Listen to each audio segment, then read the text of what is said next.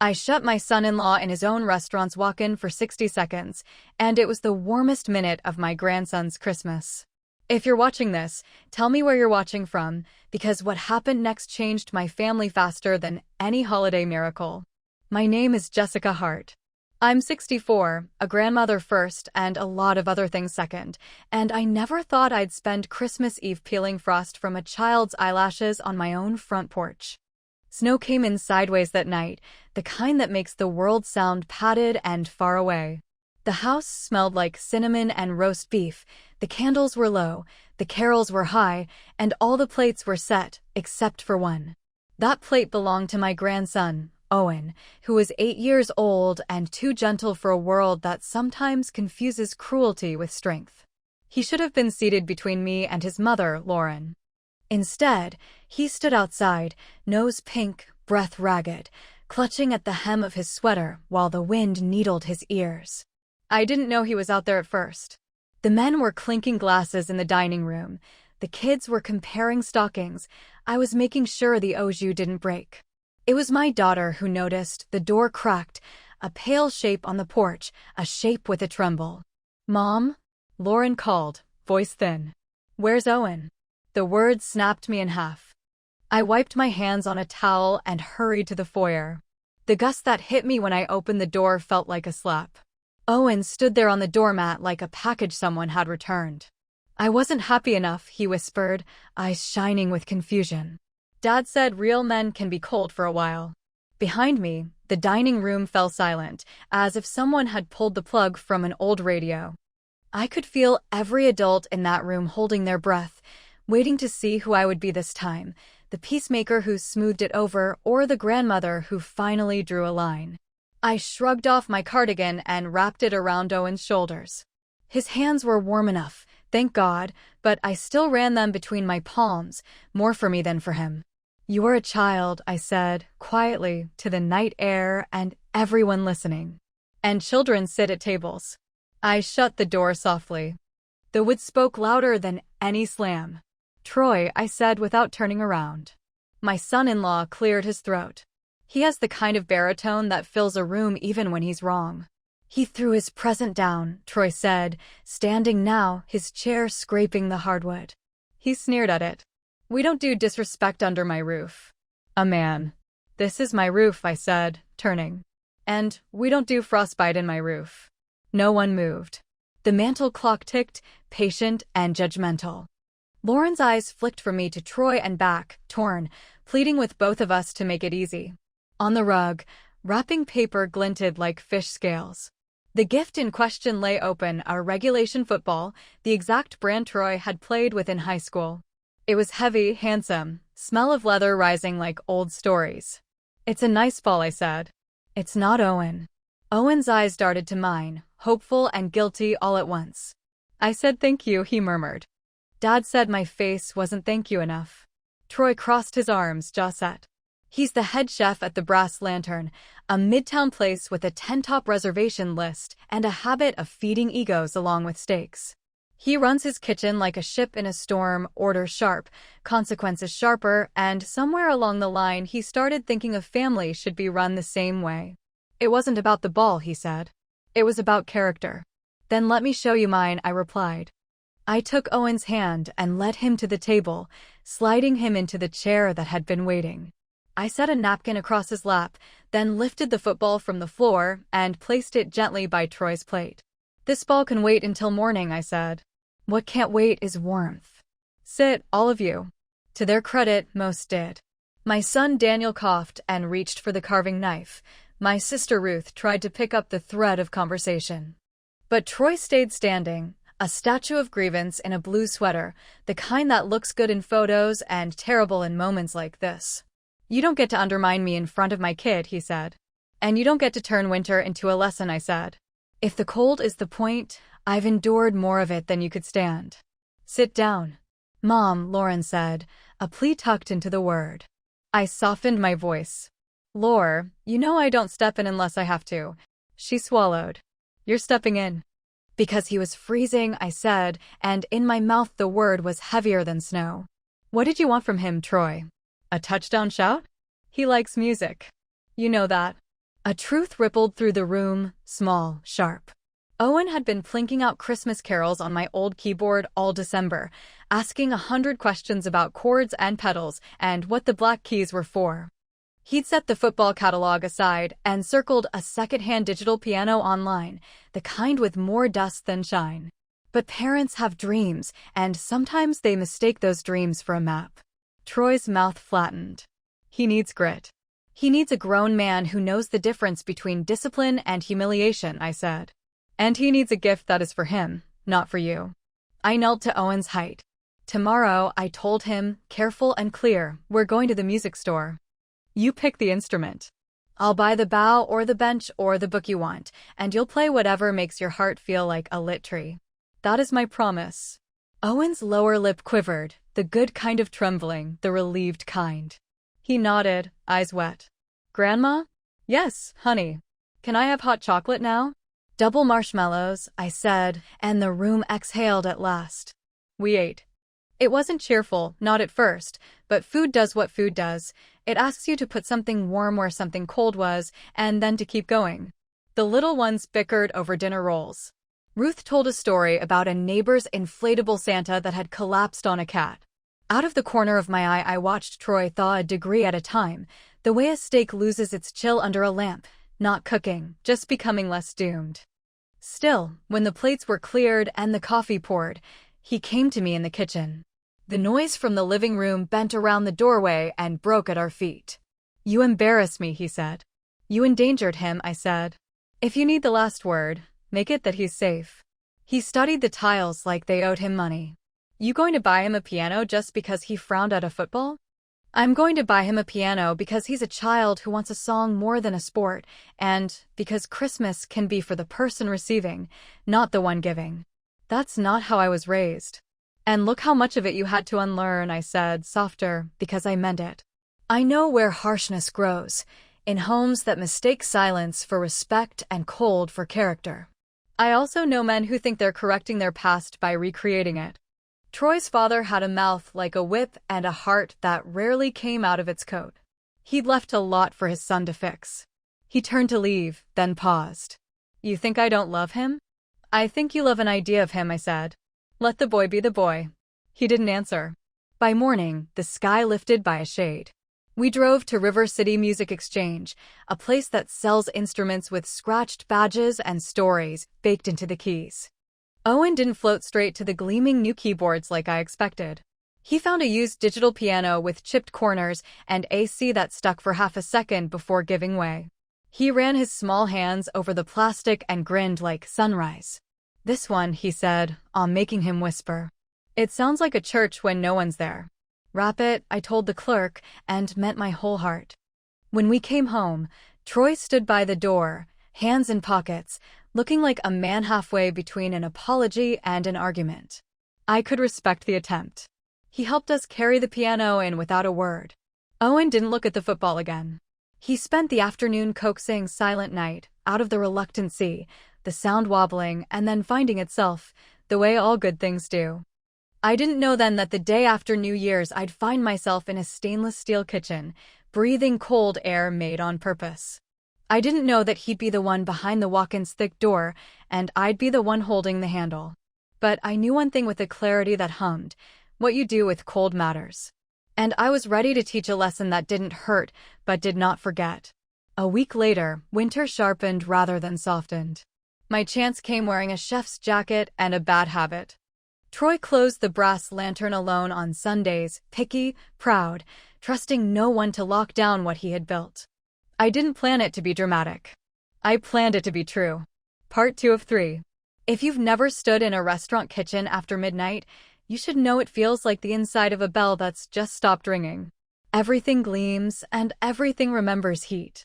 Sheet pans cool under a dust of flour. The fryer sleeps. And somewhere, a man counts receipts like they're rosary beads. The brass lantern sits on the corner of Maple and Fifth, all smoked glass and faithful regulars. I've eaten there exactly twice, once for Lauren's birthday, once for a charity night, both times watching my son-in-law move through his line like a commander promised a victory if only he shouted enough. That Sunday, I parked 2 blocks away and walked, boots tapping, breath steady. I wore my darkest coat and the kind of smile you wear in places that want confidence from you. The front door was locked, of course. The alley door wasn't. It never had been. Troy had a habit. He'd wheel the trash to the alley and leave the door cracked for the 40 seconds it took to toss the bags. He believed in speed more than locks. The alley smelled like citrus peels and night air. I stepped inside and let the door fall to a careful inch. The kitchen was lit by a row of fluorescents that made your bones feel honest. On the line, pans were stacked like small silver cities. Somewhere far back, a compressor hum thrummed, the walk-in breathing. "Troy," I called, polite as a knock. Nothing. I moved toward the sound. The walk-in cooler sat square at the end of a narrow hallway, door ajar, a bead of cold coming out to taste the room.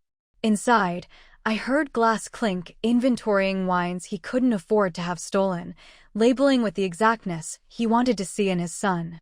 "Troy," I said again, standing where the light didn't quite reach. He stepped into view, a crate of lemons in his hands. He looked surprised for exactly 1 second before his mouth flattened into that familiar line. "You can't be here." "I won't be long," I said, and then, because I am old enough to know you don't get to wait for ideal circumstances to tell the truth, I put my hand on the heavy handle and eased the door until it clicked. Inside, the light stayed steady. The hum didn't rise. Through thick steel and thicker air I could see him, close enough to read the thoughts working across his face, confusion, irritation, that flicker of fear that visits even the toughest of us when a door we didn't control chooses to close. "Jessica," he said, calm, edges serrated. "Open it." "I will," I said. "In a minute." He put the lemons down. "This isn't funny." "It's not a joke," I said. "It's a demonstration. This is a freezer." "It's a cooler," I said, voice brisk, hand never leaving the handle. "And you have a safety latch on your side. You are not trapped. You are inconvenienced. I am 3 feet away. I can see you. I can hear you. You are safe. That is the difference." He didn't move toward the latch. Pride is funny that way. It would rather shiver than admit it his hands. A breath fogged the small rectangular window. He wiped it with the edge of his sleeve. "If the health inspector is not here," I said. "But your mother-in-law is." He stared at me. He looked younger in the cold, a boy caught in a lie that isn't a lie so much as a habit. "Let me out." "Tell me why you put my grandson on a porch in December," I said, as level as the floor beneath us. His eyes flicked to the latch, then back to mine. "He was ungrateful." "He was 8, I said. "And you taught him that your love depends on his performance." He bristled. "You can't teach me how to be a father by turning my kitchen into a circus." "I'm not teaching you with cold," I said. "I'm teaching you with proximity. Look at me. Imagine Owen where you are.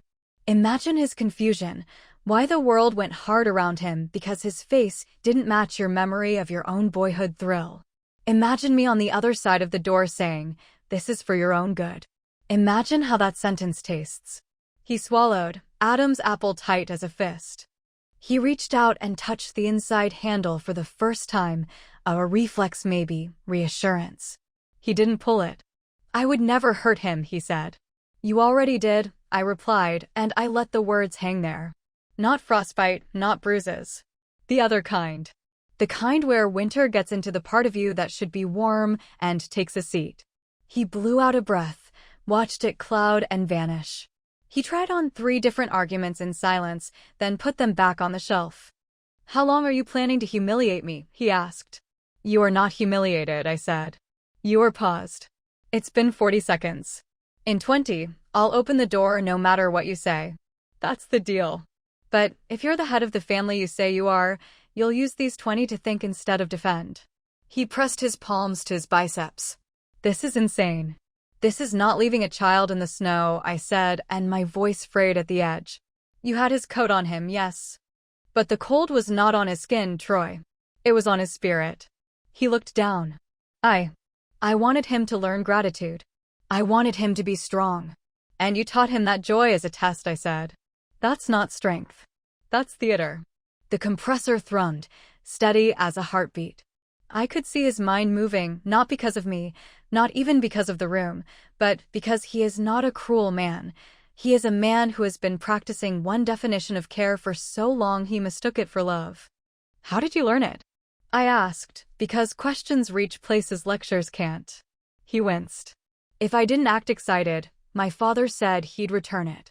He did. Twice. And did you get stronger? I said. I got louder, he said, and the honesty of it startled him. Then quieter. Then, mean. The minute was up. I pulled the handle. The seal sighed, the door gave. The kitchen air felt balmy by comparison. He stepped out, not sheepish, not proud, just recalibrated. He rubbed his forearms and looked at me the way a man looks at a map when he realizes he's been holding it upside down. You could have called, he said. It wasn't an accusation. It wasn't anything but a statement of an easier path we didn't take. You wouldn't have heard me, I said. You would have explained yourself again, and I would have been too angry to listen. He nodded, because he knows the choreography too. Behind us, the alley door creaked to criticism and closed on its own weight. He glanced at it, then back at me, then at the cooler. I could have hit the latch. I know, I said. He blew out a breath. So what now? You break into my job every time I parent wrong. No, I said, almost laughing. I can't afford the parking tickets. What happens now is that we talk as equals, not as rivals, and we make a plan that keeps Owen warm all the time, not just when you're proud of him. He looked past me, into the glow of the line, where a single pot forgotten still shed a polite heat. I'm not apologizing to you, he said. I didn't ask you to, I said. You owe it to him. He nodded once, like a man under a weight he finally decided to put down. You know what he asked for today? I added, gentle now. He bristled, ready for another test, then forced himself to loosen. What? A piano bench that doesn't hurt his legs, I said. And a beginner's book that starts with Ode to Joy. He wants to learn a song that fits inside his hands. The corner of Troy's mouth twitched. I can build the bench, he said, surprising himself with the softness in the promise. I've got walnut at the house from that broken shelving. I can make it fit him. Good, I said. Make it solid. He took off his chef's jacket, draped it over a chair, and stood in his undershirt, the kitchen suddenly too bright for all the shadows we'd been carrying. You really think I'm wrong, he said, not wounded, just testing the shape of it. I think you're brave enough to admit it, I said. That's rarer than right. He laughed once, a sound with no malice in it, and shook his head.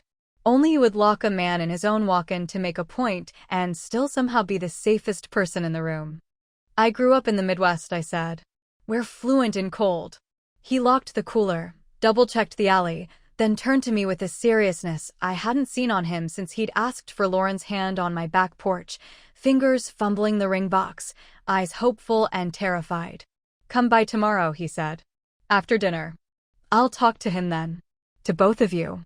I'll try to say it right. Try is good, I said. True is better. I left the way I came in, quietly, on purpose. The snow had started again, fat flakes falling like confetti thrown by someone who loves second chances.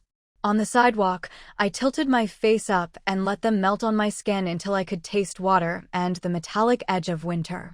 I thought about the boy asleep at home, about the man in the kitchen, about the line between them, and the woman who'd chosen to stand on it until it held.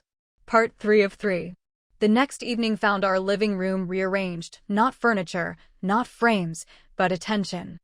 Owen's piano sat under the front windows, the Stuxy newly oiled, the keys wiped of the fingerprints he'd been leaving like small signatures.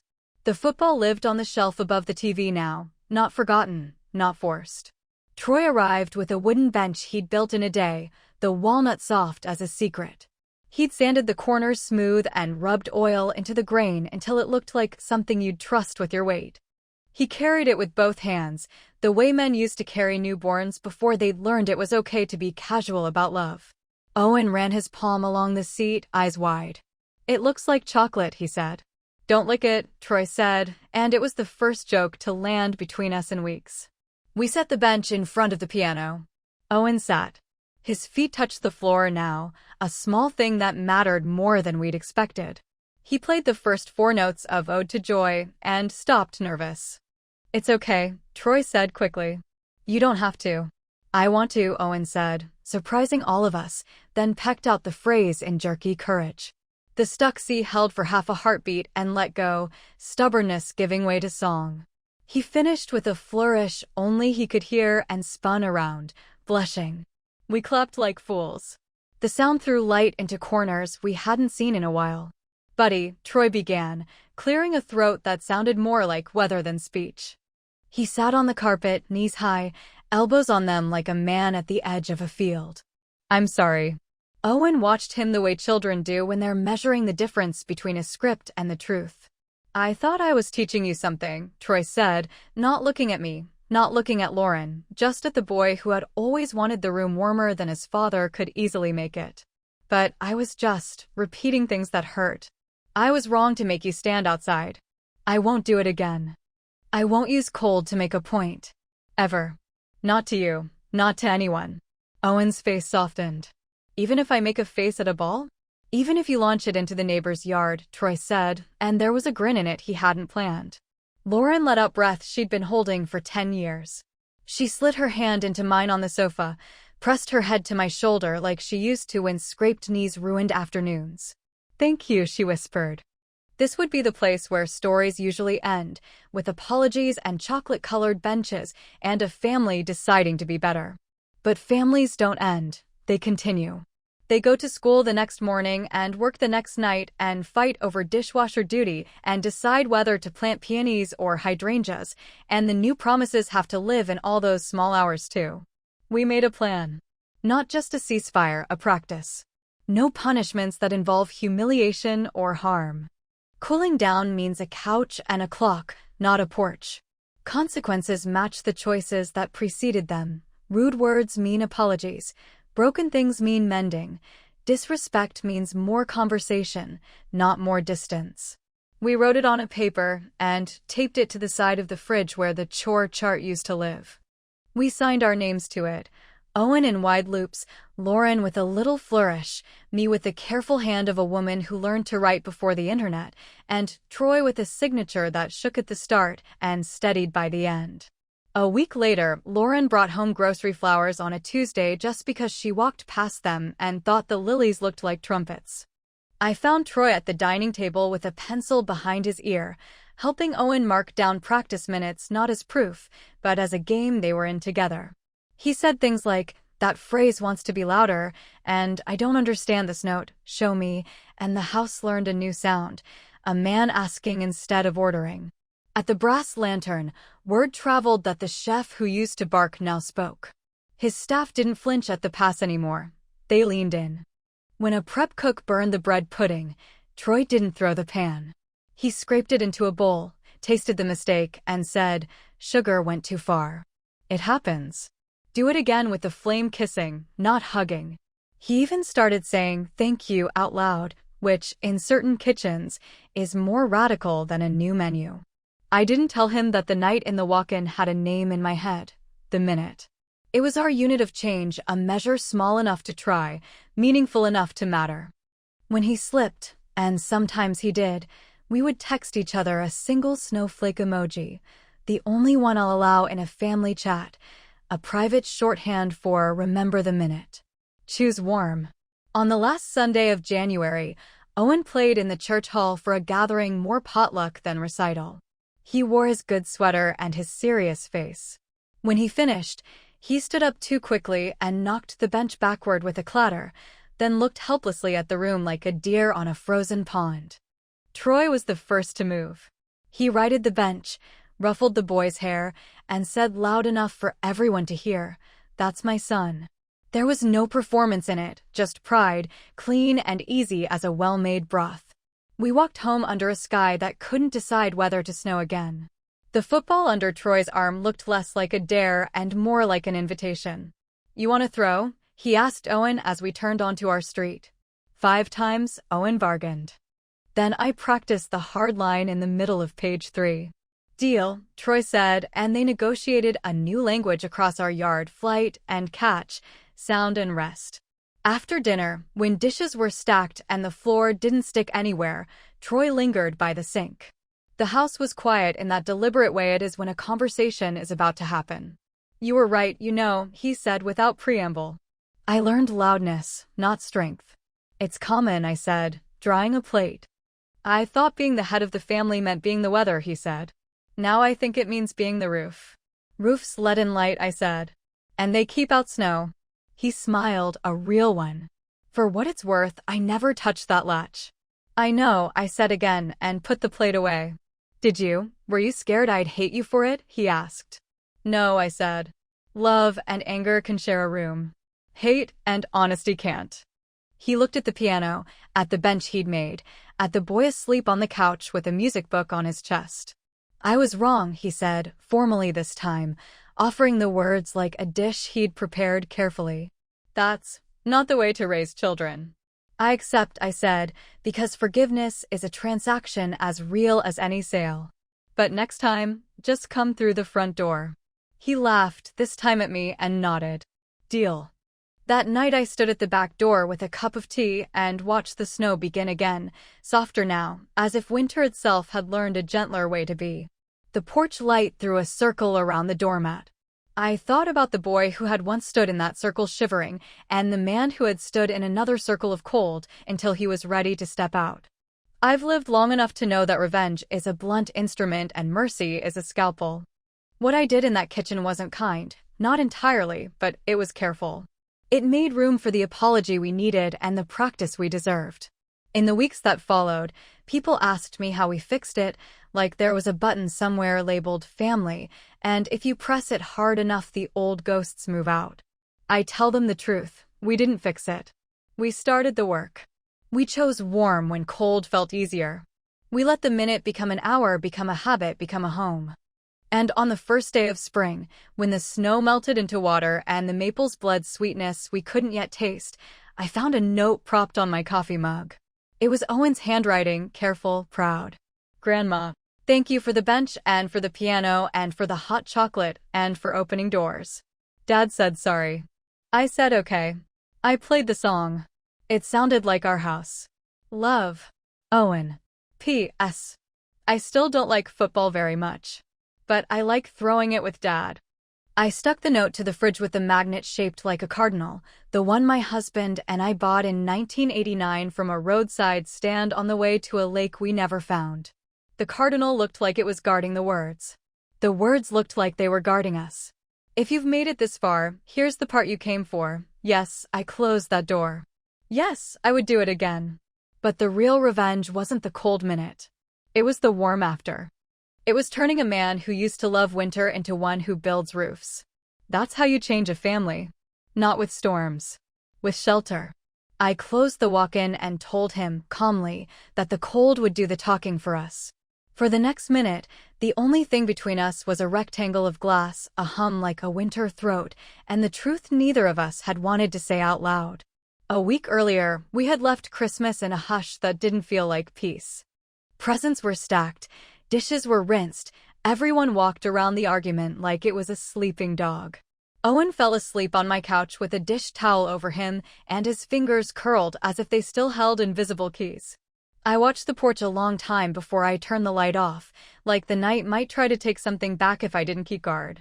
Morning made the house honest. Wrapping paper looked like mess instead of magic. Coffee tasted like consequences. I didn't knock when I went to Lauren's room. I have earned that right. She sat cross-legged with the blinds half open, face washed but not rested. He didn't mean harm, she said before I spoke. Harm doesn't require intent, I said. And a porch in December isn't a debate club. She nodded, eyes shining. I told him last night. I told him I was angry. What did he say? He said we can disagree behind closed doors, but not in front of the kids. She huffed a breath. So I'm behind a door. Disagreeing. Good, I said, because the only thing worse than a cold house is a quiet one. In the kitchen, the football sat like a sermon that had missed its congregation. I passed it to Owen when he woke up just to see what he'd do. He took it politely, set it on his lap, and said, I like it better when Dad is happy. He will learn to like you happy, I said. That's the deal of being a parent. Owen looked up at me the way small boys look at tall trees, curious how anything ever got that strong. Grandma? Do I have to play it sometimes anyway? You have to give it a fair try, I said. But fairness isn't the same as pretending. He nodded like he was saving that for later. Can we go hear the other gift now? The other gift? I teased. You promised me music that sounded like a lit tree, he said, serious as snow. We drove to River City Music Exchange with the heater fighting the stubborn air. The shop bell announced us with a jingle I've heard my whole life, the sound of places that still sell you a story along with your purchase. A teenager with a nose ring and kind eyes waved us toward the keyboards. Owen didn't head for anything new or expensive. He found a digital piano the color of old smoke with AC that stuck like a bad habit and said, "This one's waiting." We brought the waiting home. He practiced until dinner. The stuck C complained and then cooperated. We set a kitchen timer for 10 minutes so it wouldn't feel like a chore, and then turned it off when he didn't notice he'd passed 20. When his hands fumbled, he smiled like someone tripping in a dance and catching the beat anyway. He went to bed humming, and the humming stayed in the hall long after the light click. Troy didn't say much that first day. He helped carry the piano in with a face like weather about to choose rain. He watched Owen find middle C with the careful attention of a man learning a new language by ear. He stood in the doorway long enough to memorize the sight of a boy making room for a new love. Then he left for his dinner shift with a kiss for Lauren and a pat on Owen's head, as if gentleness might be a secret handshake he was still learning. But there's a difference between quiet and changed. Over the next days I watched Troy move around his son like a man who doesn't want to step on a line he can't see. Sometimes he got it right. He would ask for a song instead of a thank you, or say, "Teach me that part," and mean it. Sometimes the old habit arrived uninvited. His jaw would tighten at a grimace, and he'd swallow a lecture hard enough that we could hear it. On Thursday, he sent a message to the family chat that could have been a truce flag or a flare. "Sunday night, I'm closing alone. If anyone wants leftovers, I can bring them by. Beef tips. Brussels with honey." He didn't say I'm sorry. He didn't have to. The tone carried it. "I'll come by to collect," I typed before Lauren could form the idea. "Saves you a drive." He responded with a thumbs-up emoji because some men need the scaffolding of small icons while they find real words. Sunday afternoon, Owen played through the top line of Ode to Joy until the house practically sang it back. He kept glancing over his shoulder as if the notes might chase him into the hallway. "It feels like a song I'm supposed to know," he said. "Some songs move in with you," I said, and kissed the top of his head. I left after dinner. I told Lauren exactly where I was going and exactly why. She crossed her arms, unfolded them, crossed them again. "Don't blow everything up," she said. "I'm not dynamite," I said. "I'm a fuse and a clock." The brass lantern was a hush of glass and late light. The sign in the window said closed, but the back door in the alley had its predictable inch of mercy. The kitchen smelled like garlic and ambition. I announced myself, Troy. He was in the walk-in, labeling lemon curd and counting ribeyes, a man always translating food into numbers and numbers into proof. He emerged with a crate, saw me, set the crate down too firmly. "You shouldn't be here." "I should be precisely here," I said, and then I did the thing that still makes me heated to remember. I swung the walk-in door until the seal kissed shut, and I held the handle. He could see me. I could see him. His palm went to the inside latch, because the body is smarter than pride. He didn't pull.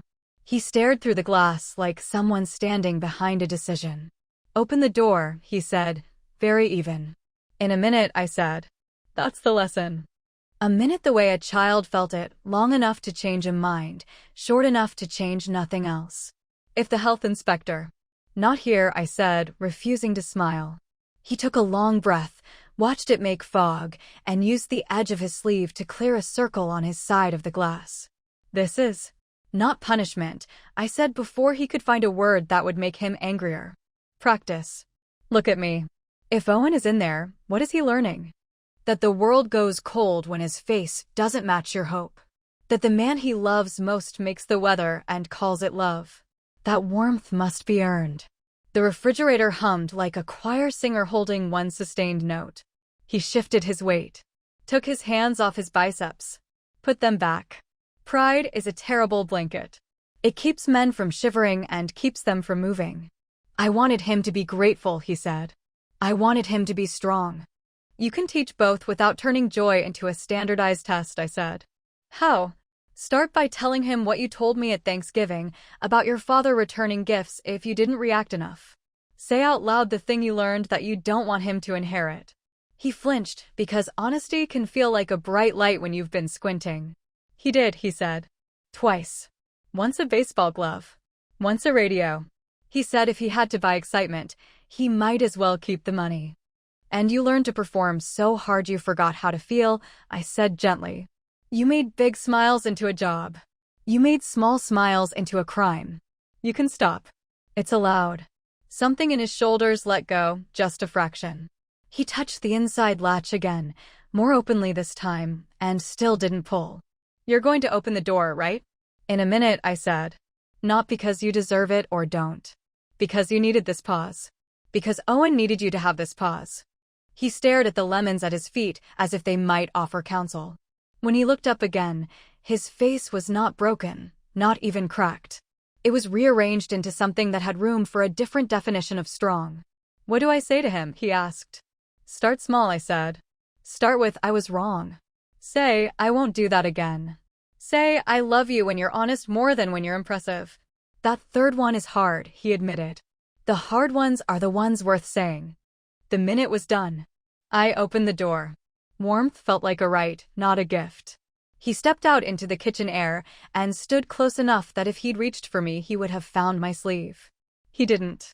He gathered himself the way men do when they are embarrassed to have needed anything. He stopped. Started over.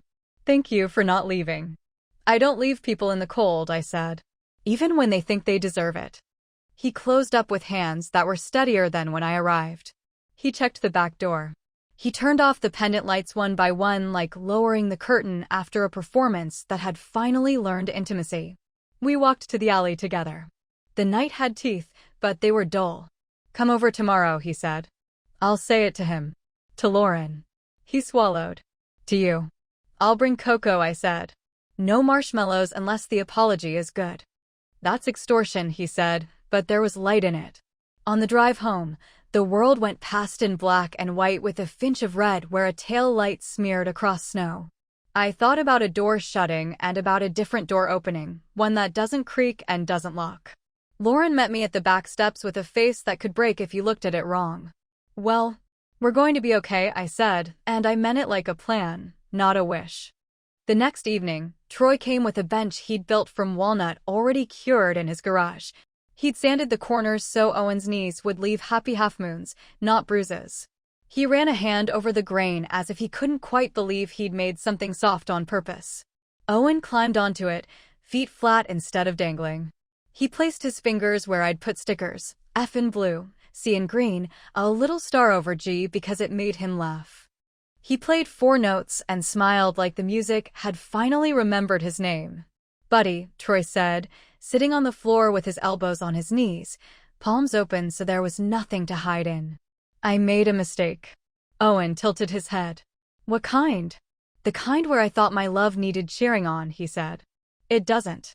It just needs you. If I ever make you cold to teach you something, I want you to tell me to stop. And I will. Owen touched middle C with the tip of one finger and let it ring, as if he were blessing the moment. Okay, he said. Don't do that again. I won't, Troy said. I could have let the evening end here, with apologies and a bench like a promise. But change resents silence. It needs practice. So we made something practical and plain. We wrote rules on the back of an envelope because that's what we had. We wrote them together because that's how rules get obeyed. We kept them short because children are busy and adults are stubborn. Warm first. No outside punishments, ever. Consequences match choices. Talk before talk turns into thunder. Forgive out loud. We taped it to the fridge where the chore chart had shamed us for months. We all signed. Owen drew a small keyboard next to his name, and Troy, who had always signed like a doctor running to catch a train, took his time and made every letter legible. That night, when Owen fell asleep with the beginner book cradled open on his chest, I set a throw over him and turned the pages back to where the creases were deepest. Troy stood in the doorway with a dish towel in his hands like a flag he didn't know where to plant. I didn't pull the latch, he said softly. I know, I said. I could have. I know. Thank you for holding the door and not the grudge. It's the same hand, if you use it right, I said, and he nodded like he'd been given permission to rest. In the days that followed, our house learned new weather. Owen measured his practice in songs instead of minutes. Lauren found her voice in the spaces between keeping peace and keeping herself. Troy stumbled twice, once when Owen groaned at the idea of thank you notes and once when he groaned at peas, and both times he stopped, closed his eyes, and said, "Warm first." It sounded silly the first time. It sounded like family the second. At the restaurant, something unglamorous and rare happened. The staff stopped bracing when Troy walked in. He still called tickets like he meant them, but he said please as if it were a spice that had always belonged in the dish. When a new line cook scorched the sauce, he didn't slam the pan or bruise the air. He scraped what he could salvage into a sample spoon, tasted, and said, "Sugar went too far. Do it again, lower." The kid nodded. The kitchen breathed. People don't change, a friend told me once when the world was rougher than usual. People practice, I had corrected. Sometimes that looks like change from far away. On a Friday evening in late January, a family friend stopped by with a bag of hand-me-down piano books. Owen sat on the floor with them spread like maps, eyes shining at the routes he could take. He pointed to one with dog-eared corners and penciled-in finger numbers.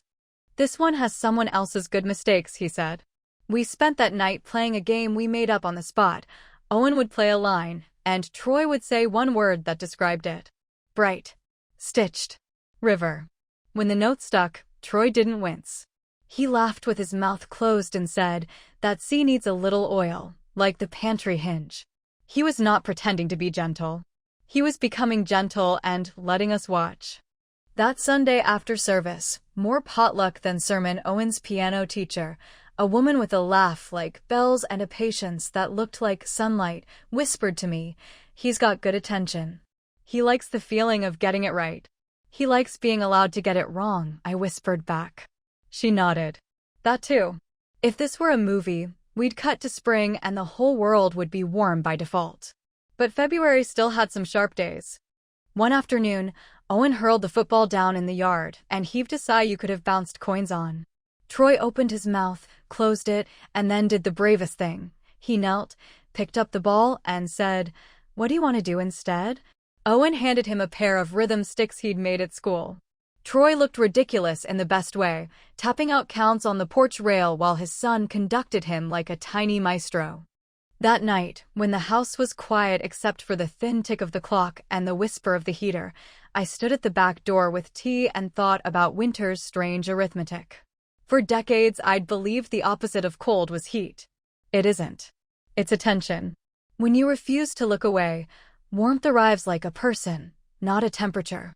You asked for the part where the so-called head of the family learned he wasn't the weather. It was a minute. It was a bench. It was a list on an envelope. It was small, then it was less small, then it was a habit sturdy enough to set a cup on. Tomorrow there will be a final conversation, not a fight, an honest naming of what was wrong and what we're going to do to keep it from walking in again with snowy boots. And there will be a song. Owen has promised to play the whole Ode to Joy, not just the top line, and if the C sticks, he'll smile and play it anyway. When that happens, I'll tell you how it sounds. The apology was scheduled for 7 sharp. The surprise landed at 7:02 when Owen padded into the living room, pointed at the porch, and said, "Turn on the light. I don't want any part of the night thinking we forgot to welcome someone in." We flipped the switch. A gold circle fell across the doormat like a promise. Troy stood by the piano bench he'd built, hands empty on purpose. Lauren took the armchair. I sat on the sofa with 2 mugs of cocoa and 1 extra, just in case. The paper with our new rules, warm first. No outside punishments. Consequences match choices. Talk before thunder. Forgive out loud. Hung by a magnet that looked like a tiny apple pie. We had all signed it 2 nights back. It looked both humble and official, which is what most good vows look like in real kitchens. "Buddy," Troy began, voice steady but freshly made. "I want to say some things, and I want you to stop me if I say them wrong."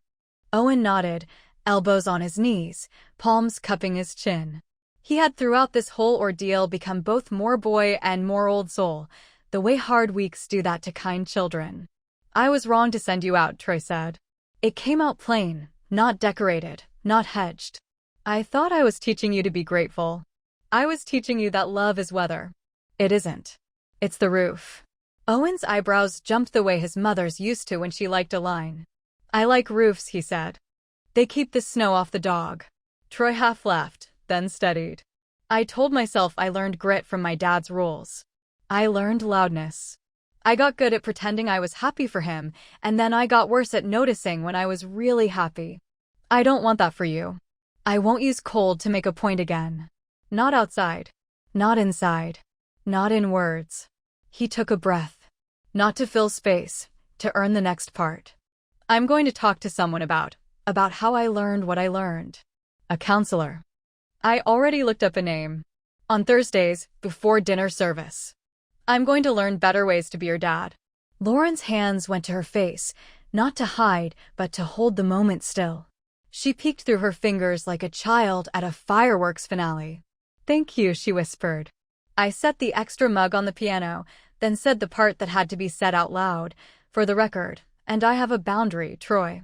If you ever make winter a lesson again, I will take Owen to my house, and you and I will talk from a distance until trust is warm again. I did not raise my voice. Rules don't need volume to stand tall. He nodded. Fair. And I have a confession, I added, because integrity moves in pairs. When I closed you in the walk-in, I kept my hand on the handle the whole time. You were never out of reach. It was a minute of cold that knew its ending. I am sorry for the fear that came with it, even if I believed you needed the pause. I know, he said. I could see your hand through the glass. That's the only reason I didn't touch the latch. Now he turned to his son again, like a compass finding north. I want to fix what I can fix. I can't unfreeze a porch, but I can warm the house. I can build. I can learn. I can listen. He pulled a small, wrapped box from his coat pocket and set it on the bench. Also this. Owen peeled the paper back carefully because careful, that was always his way. Inside lay a slim wooden metronome, walnut to match the bench, with a brass pendulum and a tiny engraved plate, OD2JY, but slow sometimes. Owen touched the pendulum as if it might startle. It's like a heartbeat, he said. Exactly, Troy said. You said it how you want. It follows you, not the other way around. We let that sink in, the instrument of time becoming a servant, not a boss. Play for us? I asked. He nodded and scooted in. The bench neither squeaked nor slid. Troy's hand had measured right. Owen clicked the metronome to a gentle tick and found middle C, the one we had oiled earlier.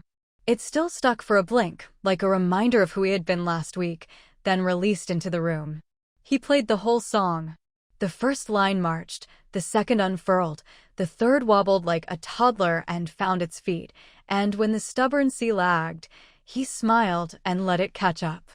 On the repeat, Troy started tapping a whisk against the leg of the bench soft, in time, the smallest percussion section in the world. Lauren hummed. I closed my eyes and let the house fill itself. When he finished, there was the kind of silence that counts, listening, not empty. Owen looked over his shoulder, eyebrows asking for the verdict. That sounded like a door opening, Troy said, and the boy's grin arrived like summer finding a window. We ate cookies at the coffee table like we weren't dignified enough to pretend a table was required. Owen dunked his, made a cheerful mess, announced in the measured tones of a sovereign handing down a policy that the metronome would be named Walter because it looked like a Walter. Lauren rolled her eyes the way only daughters roll their eyes when the universe finally gives them a break, and I tucked my feet under me like we had all been invited to stay. Tomorrow, Troy said to Owen between bites, do you want to stop by the music shop after school and pick out that beginner's book you like? The one with the songs that sound like light through blinds. Yes, Owen said, then, because he has learned to amend orders his own way, and can we get the other one with the songs that sound like rain on the porch, too? The porch is for listening now, Troy answered. Not for lessons. We did not cheer. We did not need to. The sentence hung in the air like a bell you can feel in your ribs. In the days that followed, we tried on our new weather. We failed once or twice and practiced again. On Tuesday, Owen groaned about shoes and brushing teeth and the tyranny of bedtime. The old script stirred in Troy's shoulders. I saw it. He breathed. Warm first, he said out loud to himself, then sat on the hallway rug and tied his own sneaker laces into a silly knot on purpose, looking up at his son as if to say, I don't know everything either. Owen laughed, tied his shoes, brushed, and came to bed with spare giggles still in his chest. On Thursday, a new dishwasher at the Brass Lantern dropped a tray. The crash clanged through the kitchen like a challenge. Troy stepped into the noise and changed it. Eyes up, he said, calm as good stock. Everybody okay? Okay. We lose a few plates. We don't lose our heads. He kneeled, helped gather porcelain, and told the kid, the only thing I can't fix is silence. Tell me before it's too hot or too heavy. The staff told me later that the kitchen felt taller that night, like it had more ceiling. On Friday, when Owen dragged his feet about writing thank you notes, Troy did not pronounce a verdict. He put on his coat, grabbed the football, and stood in the doorway. 10 throws, he said. Then 1 note. We'll trade. We can dislike the note together. They came in pink-cheeked and wrote badly and proudly at the same time, and if that isn't how most good things start, I don't know what is. At church on Sunday, more soup than sermon, more folding chairs than pews, Owen's teacher asked if he'd like to play for the room. He nodded like a man told he can help carry something heavy. He walked to the corner where an old upright waited and sat on a bench someone else's grandfather had probably polished 50 Easters ago. He played Ode to Joy, yes, but he added 2 notes of his own at the end, tiny, brave, like opening a window a little wider to see if spring is near. The sea stuck and released, as loyal to our story as any human, and when he stood he bumped the bench and nearly tipped it. The room caught its breath. Troy was there in a stride, hand out, bench steady, smile easy. That's my son, he said, not loud, not for show. The sentence clicked into place between them. It sounded like trust. When we got home, Owen did a thing that made me catch my breath. He went to the porch, looped one of my old scarves around the post, and tied a simple knot. It looked like a flag of truce and a marker at once. What's that for? I asked. He shrugged, suddenly shy. So the place where it happened won't forget what it learned, he said. Also, Walter likes it. The metronome sat on the piano inside, ticking in approval as if it had ears. That night, after the dishes and the quiet, after Owen's book slid off his chest and thudded to the carpet and made him smile in his sleep, I found Troy at the kitchen table with graph paper. He looked at me like a boy caught drawing his own house. What is it? I asked. A chart, he said, embarrassed. Not the mean kind. A week of things to practice. For me. Ask 2 questions before I give 1 instruction. Check the porch light at dusk, just because. Thank you to each person on shift. Tell Owen 1 memory that isn't a lesson. Put warm first on the prep board. At forgive out loud, I said, and he wrote it as if he were inscribing a cornerstone. 2 weeks later, his kitchen whiteboard had a new line at the top. A minute can change a meal. Someone had drawn a little snowflake next to it. Someone else had drawn a roof. When I dropped off cookies for the line on a slammed Saturday, the sous chef grinned and said, "It's weird. He's still him. Just easier to be around." I wanted to say that's what roofs do. They don't shrink the house. They make room inside. But I settled for he's practicing, and she said, I can tell. On a morning in March, Lauren and I took coffee to the porch and let the sun pretend it was warmer than it was. She leaned into me and said, I thought saying the words would be the change. It's the small hours after that, isn't it? It always is, I said. Words are the key. The hinge is what you do after. She glanced at the knot in my scarf around the post and smiled. I like our hinge. So here is the ending you asked for, the one that answers the first line, the one that closes the circle without sealing it shut. Yes, I closed the walk-in. I gave a man a minute of chosen cold so he could feel the shape of the mistake he'd asked a child to live in. And when I opened the door, he stepped out. He said the only sentence that matters after harm. I was wrong. Then he said the only sentence that keeps the first one from fading. I'll do it differently. Revenge is easy. Any fool can freeze a heart for a night. Justice takes practice. Mercy takes carpentry. We built a bench. We wrote a list. We turned on the porch light and left it on. Last week, after dinner, we did something ordinary enough to make me laugh. We tossed that football 10 times in the icy dark and then came into hot cocoa and page 3's hard line. Owen missed 2 throws on purpose to make the dog feel celebrated, then sat down and set Walter to a patient tick. The C stuck, and then it didn't. He played through anyway. When he finished, he swiveled on the bench and looked at me. "Grandma," he said, grinning alive, "this song sounds like our house." It does. It sounds like doors open and hands on handles and people choosing warm when cold would be faster. It sounds like a roof learning to be a roof. It sounds, finally, like joy. And if you're still listening for the shock, here it is. The man who once believed he had to be the weather now checks the porch light before dark every single night.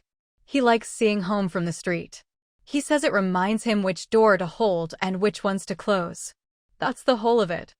That's how we changed a family. Not by turning the temperature down. By making sure everyone knew how to turn it up together. So, another story of my grandmother has end. And be clicking here, you will have when more such stories.